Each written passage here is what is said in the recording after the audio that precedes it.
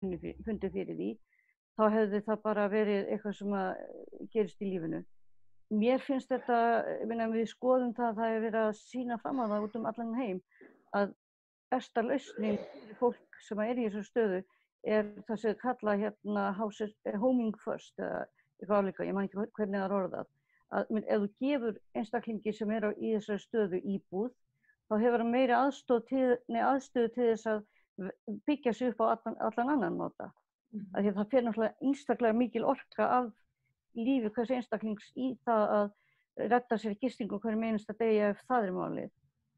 Og þetta hefur bara reynst mjög vel annars staðar og við megum bara ekki vera að loka augunum okkar fyrir því að samfélagið okkar er breytt, eða svona vítt og breytt og við getum ekki verið bara að fela okkur út í einhverju horni og eitthvað, við veist þetta bara, já, nauðsynlegt. Halldór, nú varst þú inn í borgarstjórn, er það ekki, á tímabili? Heldur þetta sé... Jú, ég var þar á síðasta kjörtímabili, já. Já, heldur að þau séu að fara að lúffa fyrir þessu, fyrir þessum andmælum?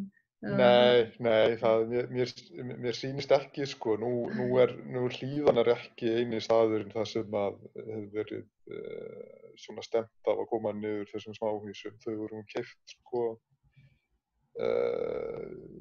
seint á árinu 2018, sko, þetta er komið svona 1,5 ár og það er alls ekki búið að finna þeim öllum stað, sko, þau bara sitja einhvers staðar og bíða.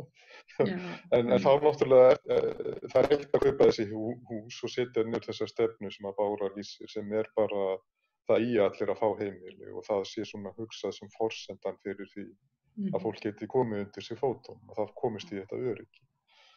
En það er eitt, sko, en svo hefur tekið við þessi vinna, sko, hvar og er hægt að koma þessu fyrir. Og þar hafa verið alveg fréttaflutningur, það er til dæmis sem að nú reyndar verið að samþykkja í borgarráði bara í gær, sá ég. Það var upp á Ártúnshöfða eða Stórhöfða, þá var fréttaflutningur af því að umsagnaraðilar fyndu þessu margt til foráttu og rekstraraðilar á svæðinu hefðu áhyggjur af því að þetta hefði áhrif á reksturinn og verðið á eignunum þeirra myndi rýrna og svona. Þannig að þetta er eiginlega allstaðar það sem að er reynt að koma þessu fyrir, þá komið þið einhverjar raddir, sko. En það er náttúrulega spurning, eru þetta háværustu raddirnar? Er þetta sem að heyrist mest í eða? En svo hefur fólk líka tekið sér til og sagt bara, mér finnst bara fínt að fá þetta í hverju, sko. Þannig að það er kannski ekki alveg hægt að álíkta til dæmis íbúa í Hlíðunum að þeir séu eitthvað sérstaklega fordómafullir eða þess háttar, sko. En það er alltaf klárt mál að borgin er að halda því til streitu að koma þessu fyrir, sko, það sem það samræmir skipulagi og er pláss fyrir þetta, sko. En þeir lúffuðu, var það ekki það átt að koma þessu fyrir einmitt líka í hvað Grafarholti eða Grafvogi einhvers staðar og þar voru hörð mótmæli og það var einhvern veginn bakkað með það. Já, ég held að það sé nú ekki hægt við upp í Grafvogi en það var til dæmis verið að þvæla Sundabrautin í það eitthvað. Já, en kom með alls konar einhver skrítin rök. Og svona, það er þarna út af Gufunessi einmitt. Já, ég veit ekki alveg stöðun á því en hvað ferli það er, sko. En ég veit eitt sem var hægt við, það var þarna út af þarna við nálagt það sem að AA er með aðstöðu og Draumasetrið og einhverju fleiri meðferðaraðilar sem að fannst nú ekki alveg passa. Í Sundahverfinu, já, við Sundahöfnina. Ég held að það við hætti það og það var mér sér að talist ekki samræmast skipulagi, sko. Það er eina sem að ég veit sem að fyrir víst að hafi beinlínis verið hætti. Býtu þar sem að þau eru að byggja upp hérna svona eitthvað rosalegt glæsikverfi, er það þar sem átt að vera þannig að glersúlunar og það eru því hverfi? Nei, það er Vogabyggðin, já. Já, ok. Það er austar, já.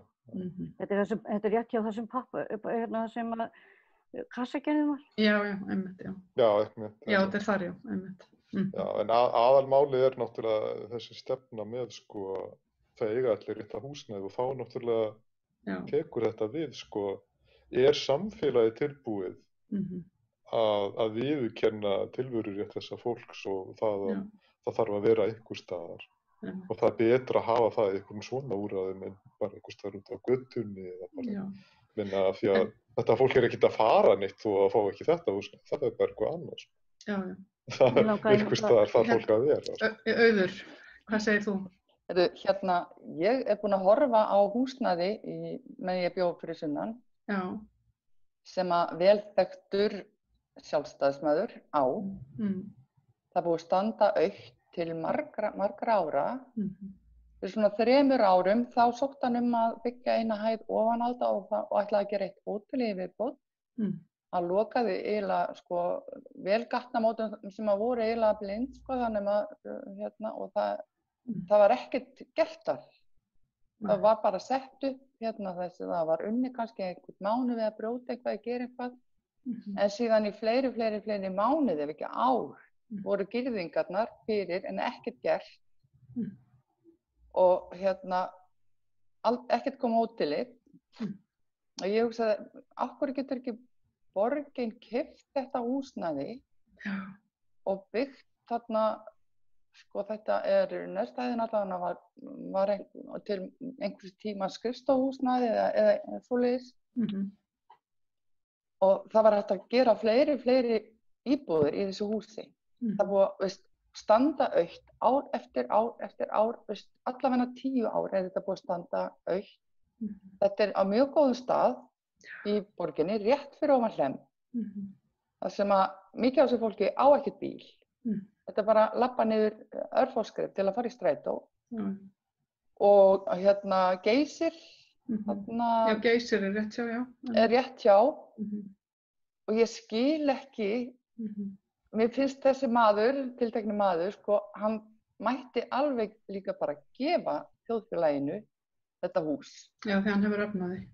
Því hann hefur vel efnaði og hvernig hann efnaði svona mikið, við skulum ekki ræða það, kannski. Við svo sem vitum ekkert hvernig þú ert að tala.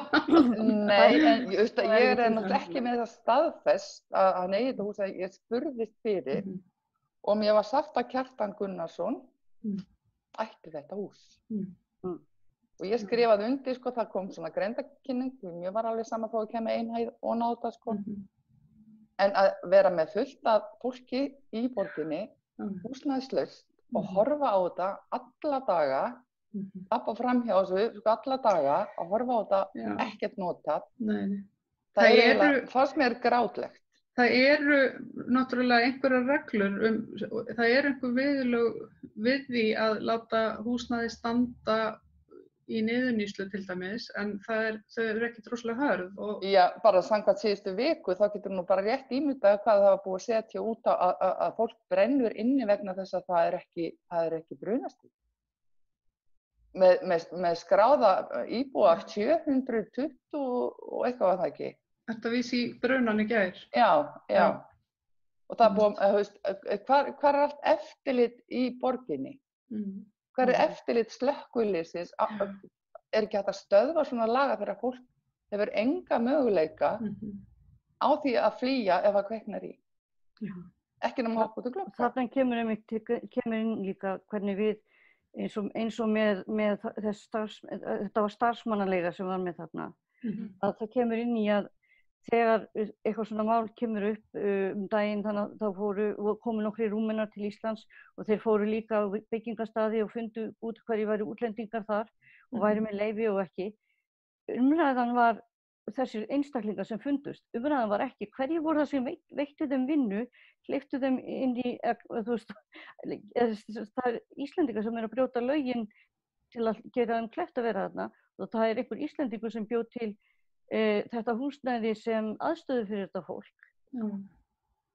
Þannig að við erum, og þetta finnst mér svolítið líka snúast sýnileika, eins og með þessi hús.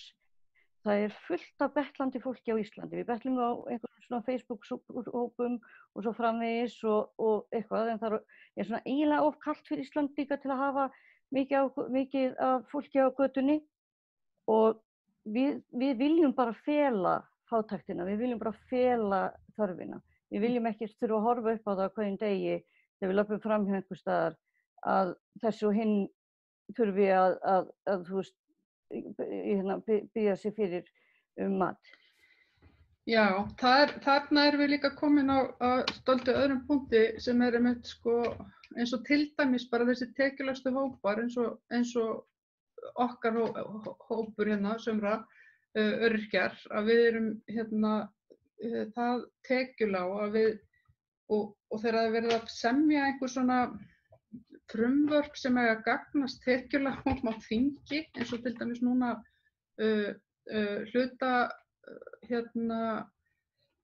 hlutfallslána frumvarpið að þá er eins og við bara sjáumst ekki.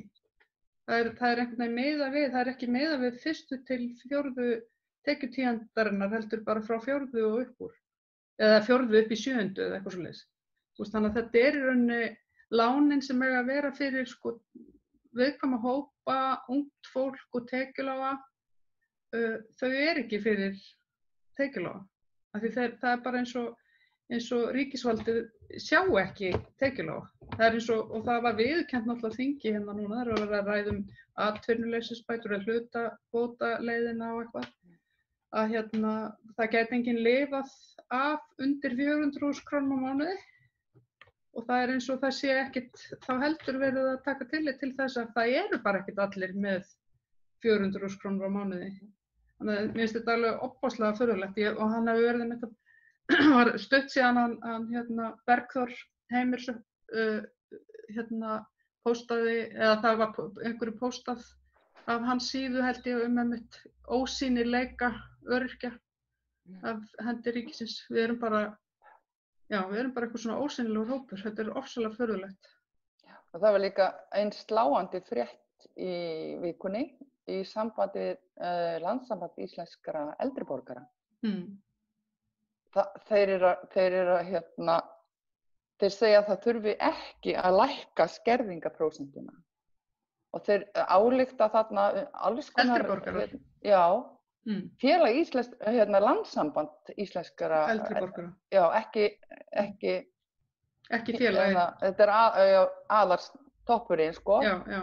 Og þeir eru að álykta bara núna og senda til ríkisstjórnarinnar svona ályktun, en landsfundurinn, þegar þeir gera að senda þetta út, þá er landsfundurinn 11 dögum seinna.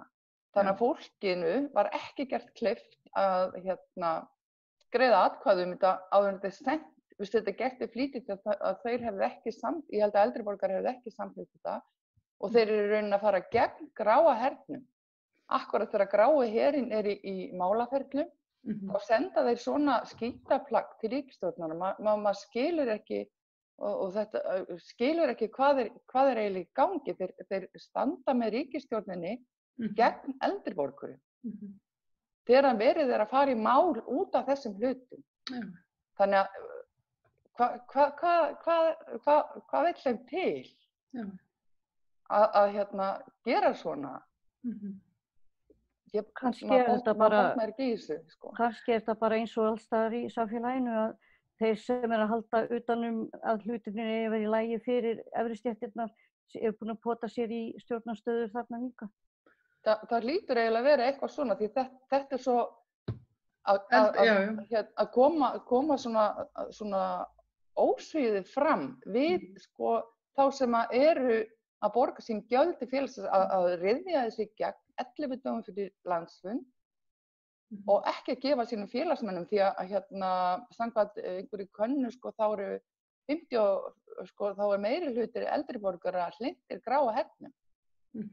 Þessi málsókn sem þeir eru að fara í. Það komaði með svona sko þetta er bara eins og sko þetta væri framsóknarflokkurinn með rýtingarna sína sko. Þetta er svo ómerkilegt. Bara rýtingi bakið á eldri borgurum. Og þeir eru náttúrulega með sömu skerðingar og við, ef ekki meira, en náttúrulega lækka, þannig að maður áttast ekki á hvers vegna, hvað þá að, maður bara stendur bara og lesa þetta og þess að hverjir eru eiginlega að skrifa svona bull, þetta er kjaranefnd eldri borgara. Ég hef ekki kynnt mér þetta nægilega vel til að taka afstöðu til því. Þetta er svo rosalega stingandi, ég bara... Já, einmitt, maður þarf að skoða þetta. Sem er svo öryggjabandalið, sko, hún Þuríður Harpa myndi, sko, gubba yfir þessu, held ég, ef hún var að senda svona ómerkilegt plagg til ríkisstjórnarinnar, sko, ég held að það hefði aldrei komið til greina. Nei. Já, það er svona með lýðræðið, það er ekkert alltaf mjög augsýnilegt inn í svona, hvorki inn í félögum, hvað þá inn á Alþingi þegar eins og núna er verið að afgreiða fullt af frumvörpum í einhverju sal í bunu þarna í lok þings rétt fyrir sumarfrí. Allt nema stjórnarskrána? Nýju? Já, er það allt nema stjórnarskráin? Nei, það vantar fullt upp á, sko. Já, það ekki, er ekki alveg fullt af einhverju sem að verða eftir? Þarna núna þegar við erum að tala kvótan, sko, og 20 ár, það bara á að gera þetta með einu pennastriki. Almúginn fær oft pennastriki í hausinn, sko. Og já, ég vildi alltaf, hinn er aldrei. En það Ég sá forsíðun á Fréttablaðinu í vikunni og þar var bara mynd af tómum þingsal og þar stóð bara ræðumaður einn í púlti og það bara sást ekki sko kjaftur annar nema svo sem að satt við háborðið fyrir aftan hann. Mér finnst þetta bara sorgleg vinna. Miðflokkurinn með... Á Sigmundur Davíð var einn að blaðra þarna og það var ekki kjaftur í salnum, ég skildi ásköp fyrir að vera afskaplega leiðilegt að lýsa það. Hvað finnst ykkur þetta? Það er þessar ræður eftir á. Þetta er náttúrulega bara alveg hilaríus ræður. Þeir eru náttúrulega bara bull eitthvað, sko. Já. En hvað finnst ykkur þessi vinnubröð? Ég meina, þú veist, á þetta að vera hægt? Á að vera hægt að tefja? Er það partur af lýðræðinu? Eða þarf einhvern veginn að setja þetta eins og núna hafa þeir farið þá leið að samþykkja, að leggja þetta aftur fyrir, eða leggja þetta fyrir, hvað ætluðu þeir ekki, leggja þetta fyrir efnahagsnefnd eða eitthvað svoleiðis. Ég held að það hefði verið lausnin og Miðflokksmenn samþykktu það. Þetta er í annað skipti sem að þeir halda svona einhverju málum, sko einhverja marga klukkutíma og allir að segja það sama aftur til hvers, getur ekki komið með málefnilega stuðning og svo bara er það bara búið. Maður skilur ekki svona svo líka, það var mynd líka, veist þú núna að tala um blöðin, þá var mynd núna í einhverju blaði þar sem að sést að þessi fáu þingmenn sem í salnum að drepast úr leiðindum, allir með síma sem náttúrulega að spila Candy Crush. Þetta var í Morgunblaðinu í gær? Já, það var eitthvað svoleiðis, mikið sem menn að hafa fyrir lífinu. Ég er allavega mjög ósátt við þetta Alþingi og það er svo langt frá því sem þeir ætluðu nú að fara að gera, eða Katrín, að efla traust, það bara minnkar held ég og minnkar því að fáralengin eins og með Kristján Þór Júlíusson og Þórhildi Sunnu, ég skil hana afskaplega vel. Og þetta er bara eins og barnið sagði, sko, okkur engin trúðar á Íslandi, nei þeir eru allir á Alþingi. Ég veist það sko bara passa nákvæmlega núna sko og hefur gert lengi. Halldór, nú þú ert í einhverju svona félagi gegn spillingu, er það ekki? Jú, gagnsæi, það er eitt félag þar sem ég er í stjórn. Já, einmitt. Við erum nú í ferli núna að verða formuður aðili að Transparency International. Þetta félag var nú stofnað fyrir nokkrum árum, gagngert í þeim tilgangi. Og það segir ýmislegt kannski Ísland að Ísland hefur ekki haft aðildarfélag að Transparency International. Þetta er í flestum öðrum löndum. Og eru náttúrulega þekkt samtök alþjóðleg sem að gefa út svona spillingavísi. En svona varðandi þessa pælingu sko málþóf, hvort að þurfi ekki bara að stöðva það. Ég held að þurfi kannski að fara svolítið varlega í það. Af því að þetta getur alveg haft gildi og er oft alla eins og kerfið sett upp núna inn að tæki sko minnihlutans á þingi til þess að setja pressu og hafa áhrif og í rauninni beita einhvers konar völdum til þess að stöðva mál eða setja þau annað ferli, sko. Þó manni finnist að þetta sé stundum misnotað og sé bara beita eitthvað sem að manni finnst óþarfi að beita það á, sko. Þá þyrfti kannski alla að svara, ok, ef við tökum þetta alveg út, þá þarf minni hlutin alla að hafa einhver önnur tæki, sko. Og þar hefur verið talað, er ekki til bara reglur einmitt, eins og segir, hvenær þetta misnotkun á valdi og hvenær ekki. Að því nú gerður þetta allt síðasta sumar og eru núna að gera þannig með 3. orkupakkann og svo framvegis. Og ég meina það hlýtur að vera einhver lína einhvers staðar eða eitthvað sem hægt er að gera einhvers staðar. Það getur ekki verið að sé bara hægt að vera í sandkassaleik í 6 ár upp í pontu. Ég næði ekki alveg. Það er engar, ég held að það engin regla. Það var talað það, var það ekki í fyrra að reyna að setja einhverja reglur þetta, en það var ekki gert, var það? Það var ekkert sett reglur eða neitt. Það verður ekki verið gert, nei. Það er náttúrulega samt búið að setja á alls konar eitthvað svona nefndastarf og eitthvað sem á að veita stjórnarandstöðinni meira vald til þess að hafa áhrif á hlutina, en það einhvern veginn hefur ekkert beint verið að skila sér. Þau hafa allavega alveg kvarta sáran stjórnarandstaðan undan því að það sé, þau séu að fá málin í nefnd bara skiluru á þar sem þau hafa engan tíma til þess eða rosalega stuttan tíma til að fara yfir þau og þau hafa rétt marið í stundum núna. Þetta hefur verið mjög áberandi núna í aðgerðunum út af COVID, sko. Að þau hafa kannski náð að hafa einhver pínulítil áhrif en ekki kannski nærri nógu mikið og ekki haft tíma til þess að sko leggjast grundigt yfir hlutina. Nei, voru ekki að tala að sko þau fengju þetta bara rétt, fengju þetta í hendurna bara einhverjum klukkutímum á undan að þetta var kynnt fyrir fjölmiðlum.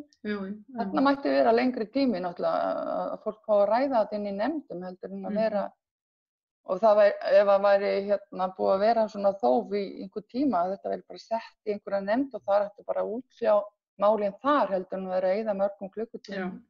Í svona endalausa ræðustól Alþingis í einhverju steypu. Þeir hafa alveg nóga málum til að reyna drullast til að ljúka, sko.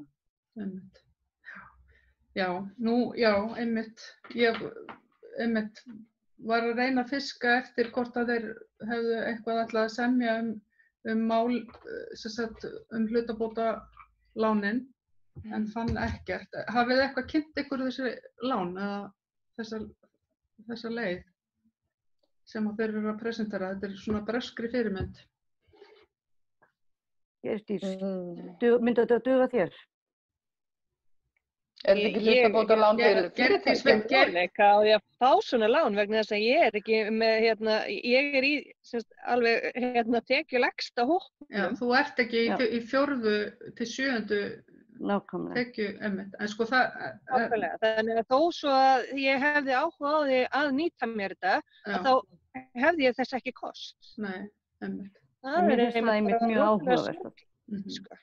Ég vek athygli á því að það er hægt að finna inn á vef Öryrkjabandalagsins athugasemdirnar sem að ÖBÍ sendi inn og fór fyrir velferðarnefnd Alþingis á dögunum og það er hægt að lesa það þar inni. Það hefur staðið styr þessi lán sko innan stjórnarinnar líka, þannig að maður er ekkert rosalega bjartsýnn á að þetta fari í gegn sko, og bjartsýnn, og ég í rauninni svo sem mér finnst í rauninni að það er komið svo á að því aðferðin er allt í lagi en hins vegar eru skilyrðin alveg sko fráleit og þá þarf náttúrulega að breyta þeim.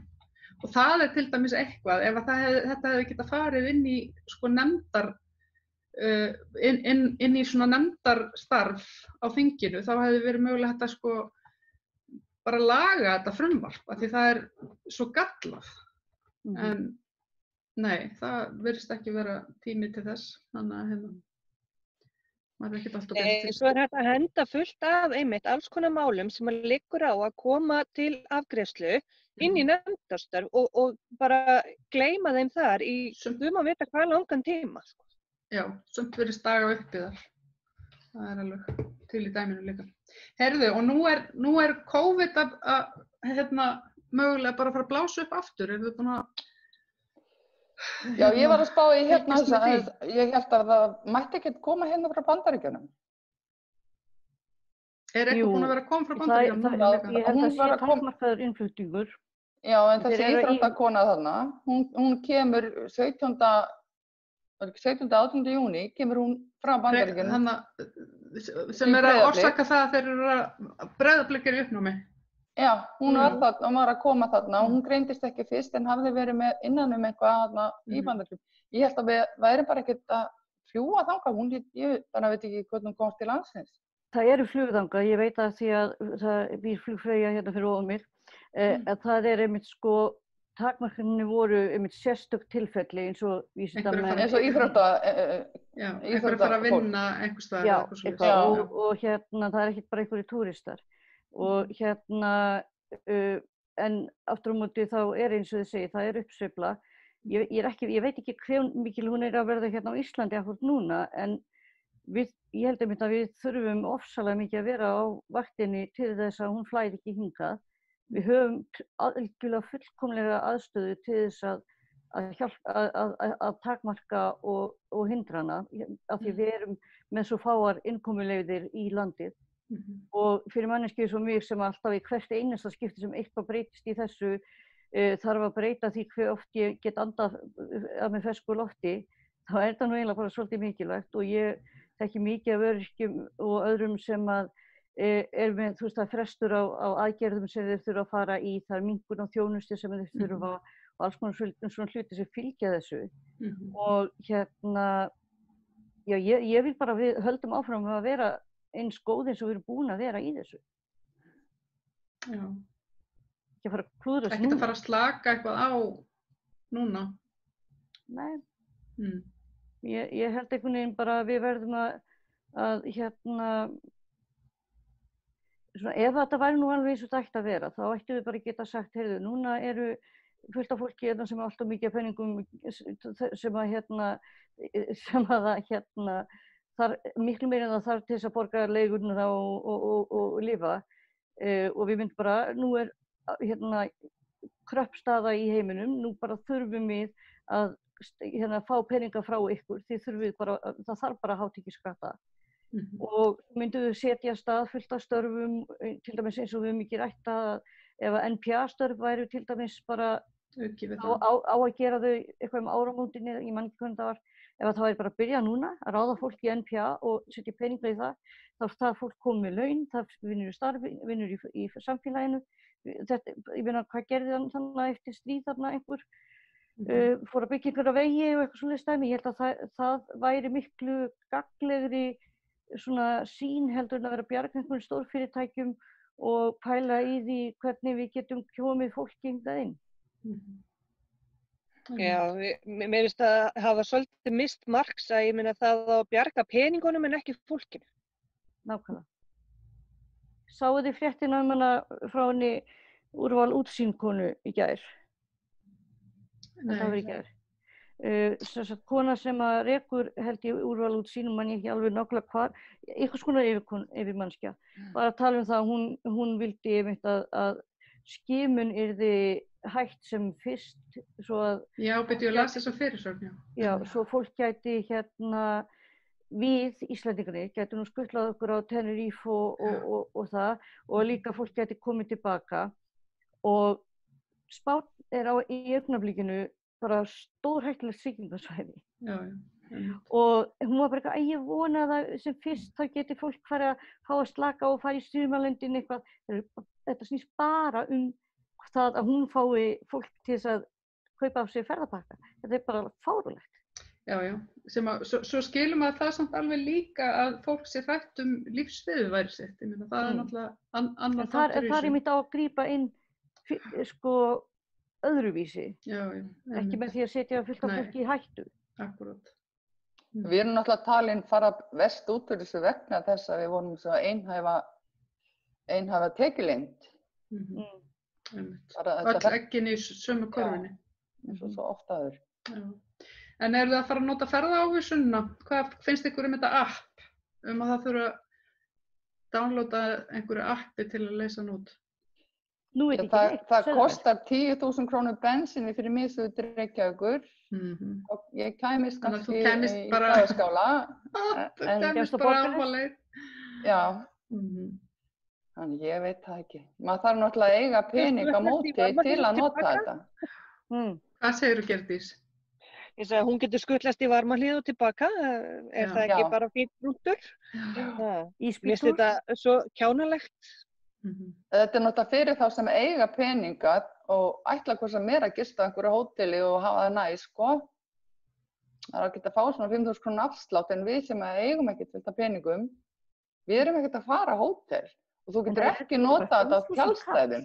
Það fannst mér svolítið merkilegt. Getur ekki nota þetta á tjaldstæðum? Ég get ekki nota þetta á tjaldstæðum. Ég veit náttúrulega ekki hvað það svona, að þú getur keypt svona útilegukort.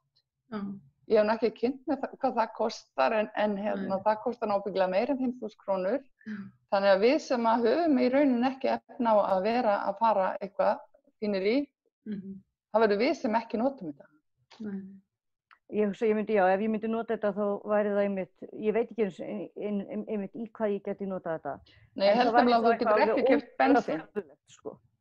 Ég þurfti að redda ykkur rosa furðulegu til þess að það væri 5.000 kall pluss það sem ég get bætt við. Hvað segir þú, Halldór? Ertu að fara að nota ferðaávísunina? Já, mögulega, ef ég fer eitthvað, sko. Ég fer úr einhverja smá ferð, en ég er ekkert búinn að kynna mér nákvæmlega hvað get eitt þessu eða. Mér finnst þetta bara svo mikið umstaf hverju lítið pening. Fyrir lítið pening, já. Ef þetta væri eitthvað aðeins meira, þá er þetta mögulega þess virði, en þetta er einhvern veginn bara skrítið. En það er mjög gott að geta gefið þetta. Ég fannst það einu jákvæði punktur við þetta. Já, þú getur gefið einhverjum öðrum þetta áfram. Já. Og ég náttúrulega, dóttir mín, þau eru að fara á Vestfirðina og þau eru nú svo óheppin að þau þurfa að vera í bandagistu því að krakkarnir eru bæði með svo mikið ofnæmi. Þannig ég reikna nú með að hún fari bara þangað. Þá nýtist hún allavega hana. Já, einmitt. Þannig ég posta á Facebook ef þú átt ferðaávísun sem þú ætla ekki að nota, þá myndi ég þiggja hana við þökkum. Já. Mér fannst þetta eina jákvæða við þetta er svo fárlega upphæð, sko, allavega fyrir okkur aumingjana, sko. Það var bara alveg eins og þessar 20.000 krónur sem við fengum hann í sumar. Ég ætla einmitt að fara að nefna hana. Ég talaði það þegar það kom. Þessar 20.000 krónur, þær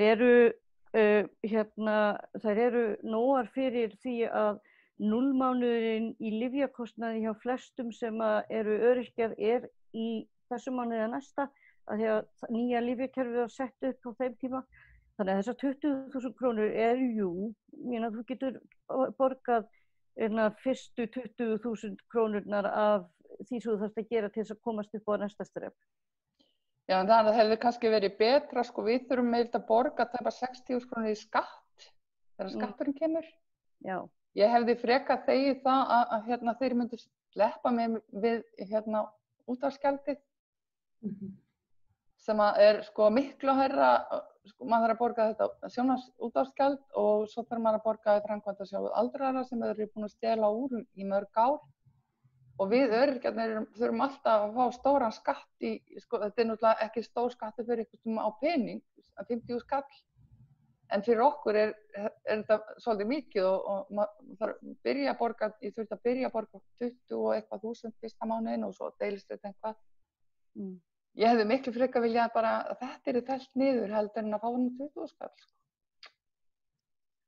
Það var náttúrulega meiri skattur á okkur heldur en þessi.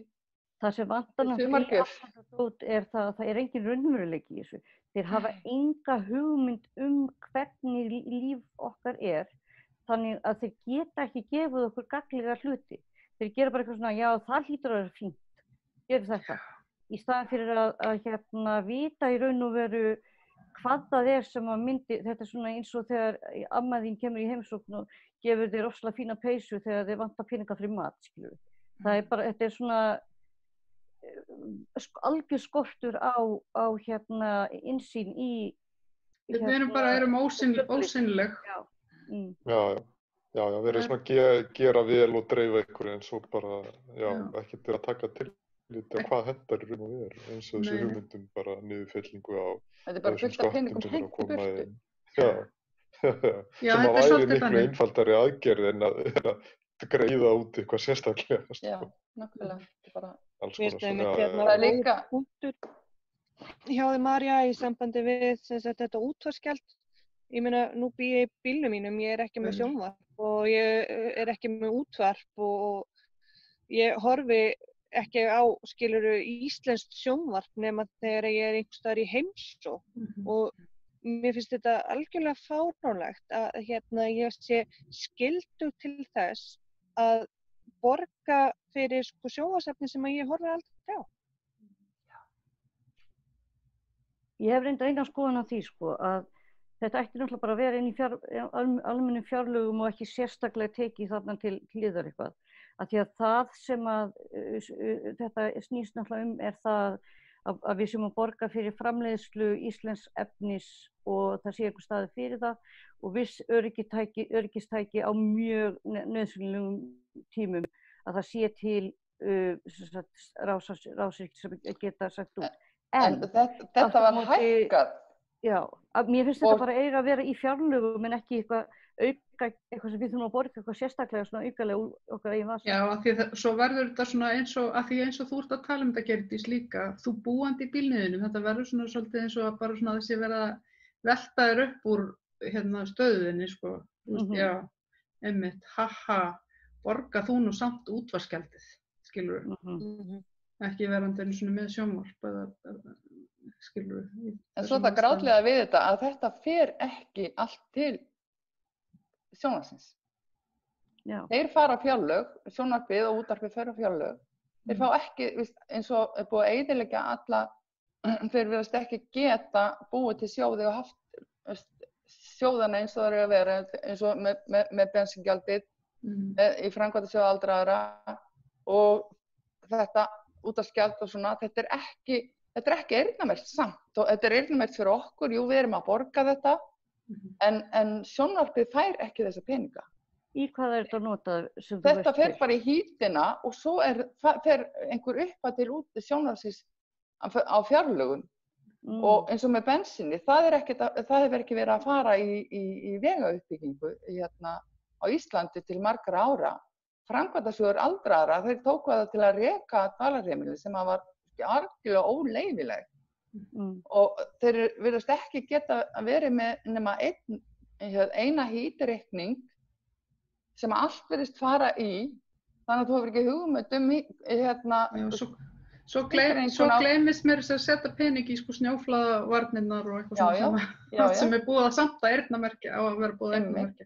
Þannig að það virðist engin stjórnun vera á fjárlögum. Í vegatollar líka sem við erum að borga þá aukalega og svona. Við erum alveg komin til Bjarna Benediktssonar inn í fjármálaráðuneytið í umræðinni. Og það minnir mig nú á eina frétt sem ég hnaut að hún Oddný Harðardóttir Oddný í Samfylkingunni hafði lagt fyrir Harðar fyrirspurn hversu marga í hlutastörfum hversu margir hlutastörfum væru að vinna hjá Bjarna. Fyrir Bjarna Ben. Og það var að berast svar við því núna á dögunum og það var bara enginn. Þannig að það er örugglega enginn fatlaður að vinna í til dæmis ráðuneytinu hjá Bjarna. Nei, en þeir vilja koma þér.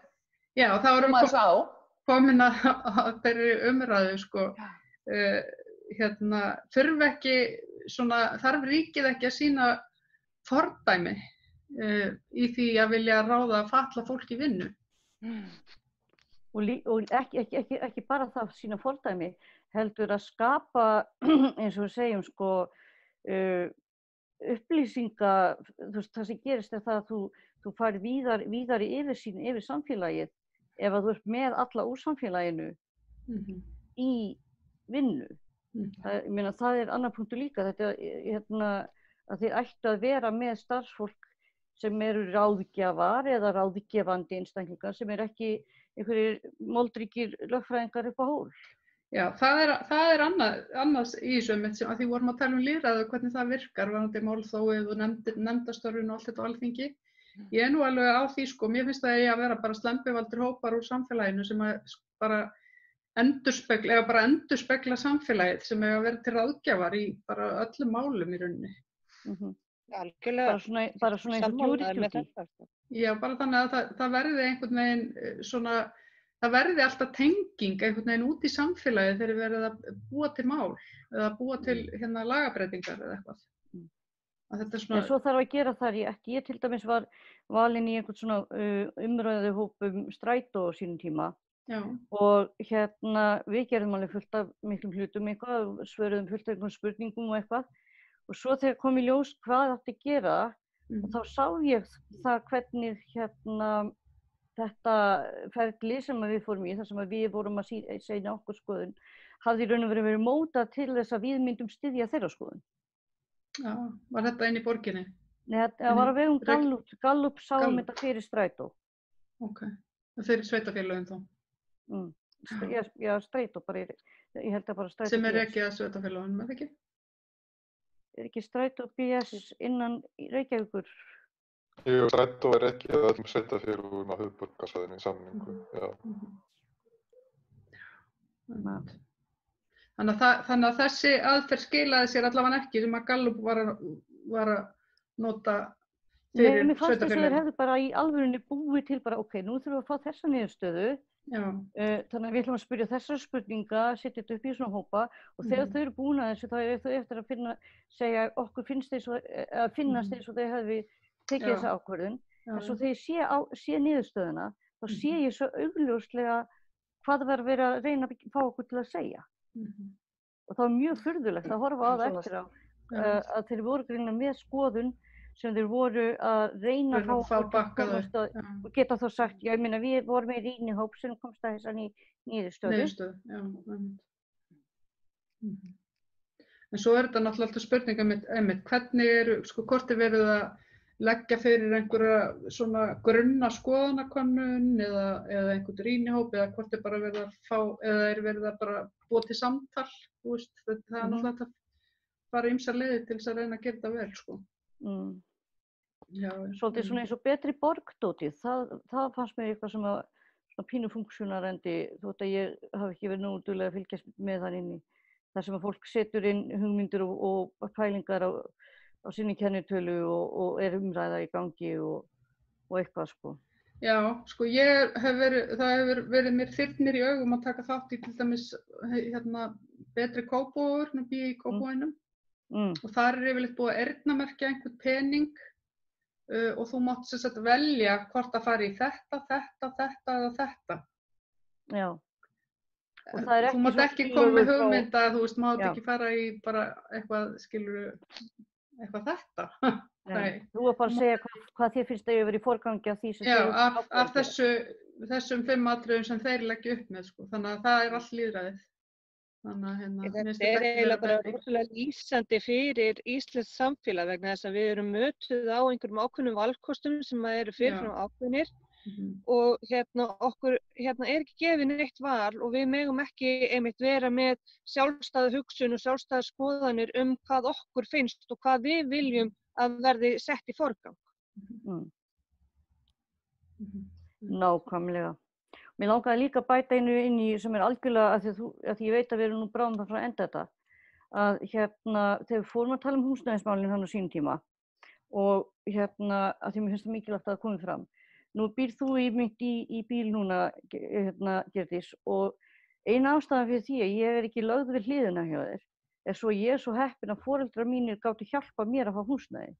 Ég þekki ekki neitt öryrkja sem býr í eigin húsnæði eða mjög fáafrikið öryrkja sem búa í eigin húsnæði sem hafa ekki komist þangað af einhverju svona aðstoðar, hjálpar og lúppu, einhver setti peningin á reikning hjá þeim þannig að þeir líta út fyrir að eiga peninga til að geta keypt eitthvað eða eins og foreldrar mínir, þeir bara borguðu hluta og svoleiðis og ég var bara mjög heppin. En það er líka bara mjög asnalegt. Ég er 44 ára gömul og foreldrar mínir eru að halda mér uppi. Já, já. Það er náttúrulega líka eins og að fá greiðslumat. Það er eitt af því fáránlegasta sem er í bankakerfinu. Að ef þú getur borgað 180.000 krónur í leigu á mánuði, þá hlýtur þú getur borgað að láni að einhver lítil íbúð. Þetta er ungt fólk sem er að borga mikla leigu, en það fær ekki greiðslumat af því að það er ekki það er tekið til náttúrulega í þessum greiðslumat að þú átt að eyða svona mikið í föt og svona mikið í þetta og tekjurnar þínar duga ekki fyrir því. Það er allt í lagi þú borgar 180.000 krónur í leigu en eigir ekki fyrir mat. Sem að gæti kannski fengið lán sem þurfti bara að borga af kannski 100.000 krónur á mánuði. Já, það er, ég meina, þegar maður fer í þetta greiðslumat þá er einmitt settur svona rammi og maður á að fylla inn í áttu bíl og svo framvegis. Svo getur maður borið það saman við það sem maður þarf að setja upp þegar maður er að sækja aðstoð hjá félögu eða eitthvað og það eru tvær mismunandi tölur. Þjónustumiðstöðin, hún segir að þú getur lifað af vissri tölu, hún er miklu lægri heldur en það sem bankinn segir. Bankinn miðar við einhverja aðra tölur. Og þannig að þú situr þarna og ert að tala við tvær manneskjur, sama manneskjan, en í öðrum staðnum þá ertu talin of tekjuhá og í hinum staðnum þá ertu of tekjulágur. Og þú ert í þessu limbói þarna á milli og þetta er, maður er bara mjög oft svona og þetta er líka munurinn á upplifðri fátækt og raunverulegri fátækt. Af því það getur vel verið að ég sé með einhverja x tekjur á mánuði og það þýðir þá að ég sé undir fátækramörkum. En allt það sem ég skulda og þarf að reyna að redda og þarf að borga og hef þurft að gera í 1.000.000 ári eða eitthvað, það er ekki inn í pakkanum fátækt. Kolbeinn Stefánsson sagði það í þætti hjá mér fyrir einhverju síðan að við öryrkjar erum flest svona rétt skríðum yfir fátækramörkin en það sé þannig að þegar þú ert svona á línunni rétt yfir þeim í langan tíma þá byrjar alltaf að sökkva, þú byrjar alltaf að hlaða upp skuldum og það gerir það verkum að í rauninni ertu undir fátækramörkum eftir ákveðin tíma. Þannig að þó svo að talan segi það ekki, að þá erum við þar. Þvottavélin bilaði, þannig að þú þurftir að setja... Það átt ekki við neinu, einmitt. Það gerist eitthvað smá og þú fellur algjörlega niður, það er alveg rétt hjá þér. Það kostar að vera fátækur, sko. Það nefnilega kostar að vera. Vextir og vaxtavextir og innheimtu gjöld. Fjárfestingum sem að draga úr kostnaði, sko, þannig að þess vegna getur þetta hlaðist upp.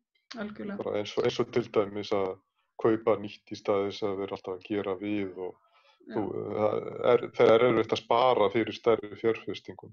Þá getur bara kostnaður við alls konar bara að vera til hlaðist upp. Ég er einmitt frammi fyrir því að ef að bíllinn minn bilar umfram það sem að ég get látið gera við hann, þá er ég húsnæðislaus. Þá er ég á götunni. Já, einmitt. Þannig að ef að ég hef ekki efnaði að láta gera við hann, þá fæ ég ekki skoðun á hann. Einmitt. Og hvað ger ég þá? Einmitt. Ég ætlaði kannski að ljúka þessu, ég ætlaði að gera þess með langar aðeins að forvitnast líka því við vorum að tala smáhýsin og alltaf við byrjuðum þáttinn á því. Og mér langar aðeins að heyri þér varðandi, ert þú að fá til dæmis að parkera einhvers staðar? Því nú hefur það verið bara vandamál að fá að vera með á bíl, á húsbíl eða hjólhýsi inn í Laugardal allt árið, en ert að fá að parkera einhvers staðar? Ert að fá að vera einhvers staðar með bíl? Og ég á pantað stæði niður í Laugardal frá og með 1. júlí næstkomandi. En í millitíðinni að ég náttúrulega fór í ferðalag norður og þar var ég ýmist á tjaldsvæði eða við veiðivatn eða á bílastæði hjá vinafólki eða fjölskyldu og síðan að ég kom aftur í bæinn þá einmitt hef ég verið við heimili hjá vinafólki og þar sem að ég hef fengið leyfi til þess að leggja bílnum og vegna þess að ef að ég legg á almennu bílastæði og lögreglan bankar upp á, þá fæ ég 30.000 króna sekt. Já, En af hverju ertu sóttum í Laugardalnum? Ertu að missa þetta stæði sem þú ert með eða? Ég ekki með fast stæði. Það er bara eitthvað svona rótera milli vina. Þannig lagað ertu á sófanum hjá fólki líka ef þú ert ekki bara inn í Laugardal. Já, óbeint ég það. Já, einmitt. Þannig að frá og með 1. júlí þá á ég minn fasta stað niður í Laugardal og þarf ekki að hafa áhyggjur af því að ég vera upp á það komin að fá að vera fyrir utan heimili hjá vinum eða fjölskyldu. Sko. Bíllinn þinn, bara spyr ég í fáfræði, þú ert náttúrulega með rafmagn sem þú þarft að tengja í, það ekki? Til að einhverju hluti virki í bílnum? Ég það alla jafna ekki. Ég með gasískáp og gashellur. Já. Það búið að vera það hlýtt í sumar að ég hef ekki þurft að hafa kyndingu. En hvað með til dæmis eins og bara salerni og svoleiðis, það þá bara? Ég með ferðaklósett og og svo hef ég fengið að nota þvottavélar hjá vinum og ættingjum og svo fæ ég frítt í sund. Þannig að ég kemst í sturtu og eins og ég segi, ég fekk að nota sturtuna hjá frænku minni núna áðan Ég fór bara að hugsa það því að bíll bíll, jú, maður getur gert það á ferðalögum, en þá maður einmitt ekki með, bíll ekki hús, það er svo margt sem að vantar. Þannig að fór ég að komast að því hvað það þýðir í pingu míkrómynd. Þetta er rosalega þröngt. Ég búin að búa mjög þröngt síðan að ég flutti í bílinn í vetur. En sem betur fer að þá bara ég ótrúlega nægjusöm. Og þetta hefur gengið alveg merkilega vel. En þetta tekur á oft á tíðum og ósk mín svo að geta eignast hjólhýsi til þess að vera í yfir vetrartímann og nýta þá bílinn yfir sumartímann til þess að fara í veiði og ferðalög og svona. Þannig ég sé ekki upp á fólki mitt komin með að fá gistingu ef ég vil fara á ferðalög. Og hvar myndirðu parkera, hver er munurinn á hjólhýsi og húsinu þínu upp á svoleiðis hluti? Hjólhýsi er náttúrulega stærra. Já. Og ég fengi, og ég meina, ég ræð því hvort að ég með hjólhýsið eða bílinn eða bæði í stæðinu sem að ég panta mér og verða með á leigu í Laugardalum. Því að ég myndi nota þennan bíl enga síður til þess að komast á milli staða. Og það er ekki hægt að banna mér að vera með stöðuhýsið og svo bílinn til þess að Heyrðu, ég held að við erum alveg komið langt fram úr tímanum sem við ætluðum að vera. Ég þakka ykkur alveg kærlega fyrir komuna í þáttinn og við sjáumst örugglega aftur. Og við Bára gaman og svona samsuðu þáttum. Þeir verða aðeins lengri en það kemur margt fram. Algjörlega. Og við Bára, við þökkum náttúrulega bara áhorfið og minnum á Facebook síðun okkar, Öryrkjaráðið. Og svo sjáumst við á mánudaginn. Já, gerum það. Bless, bless. Bless, bless. Bless, bless.